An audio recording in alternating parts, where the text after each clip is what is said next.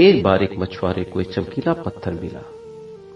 वो चमकीला पत्थर असल में हीरा था, पर यह बात मछुआरे को मालूम नहीं थी। उसने ये पत्थर बहुत अच्छा लगा, इसीलिए उसने हीरे को अपने घर के दरवाजे में लटका दिया।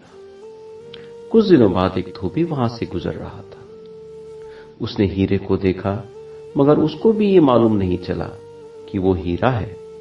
उसने सोचा कि यह चमकीला पत्थर उसके गधे के गले में बहुत अच्छा लगेगा।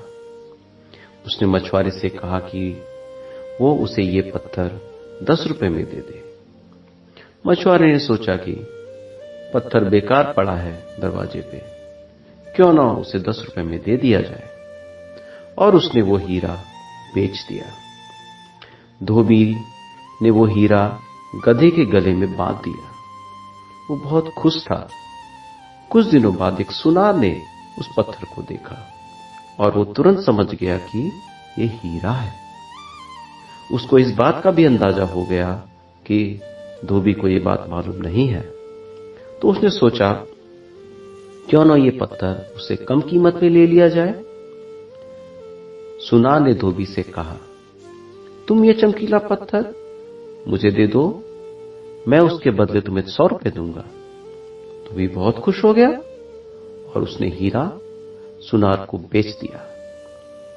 हीरा जैसे ही सुनार के हाथ में पहुंचा, वो तुरंत टूट गया।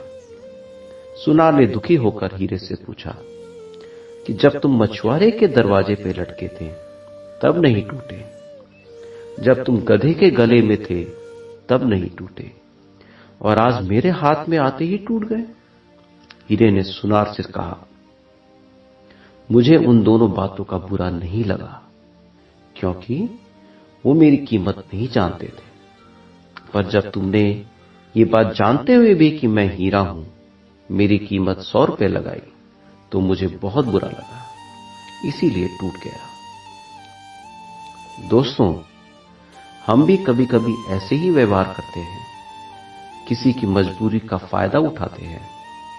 हमें ये लगता है कि हमें मुनाफा हुआ है, पर ऐसा नहीं है, क्योंकि हम जिसकी भी मजबूरी का फायदा उठा रहे हैं उसको या तो मालूम होता है या फिर उसको कभी ना कभी पता चल जाता है, और हमारी जो छवि उसके दिमाग में बनती है वो बहुत बदसूरत होती है।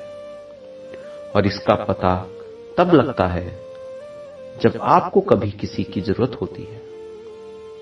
तो क्या करना चाहिए? जब कोई इंसान मजबूर हो और वो अपनी कोई कीमती चीज बेचना चाहता हो या आपसे मदद चाहता हो, तो जितना हो सके उसकी मदद करो और खरीदी हुई चीज की सही कीमत अदा करो, जिससे आपको भी फायदा हो और उसको भी नुकसान ना हो।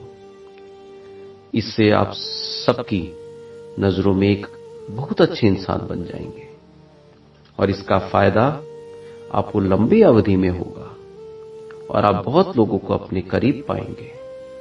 दोस्तों, फिर मिलते हैं एक नई कहानी के साथ। धन्यवाद।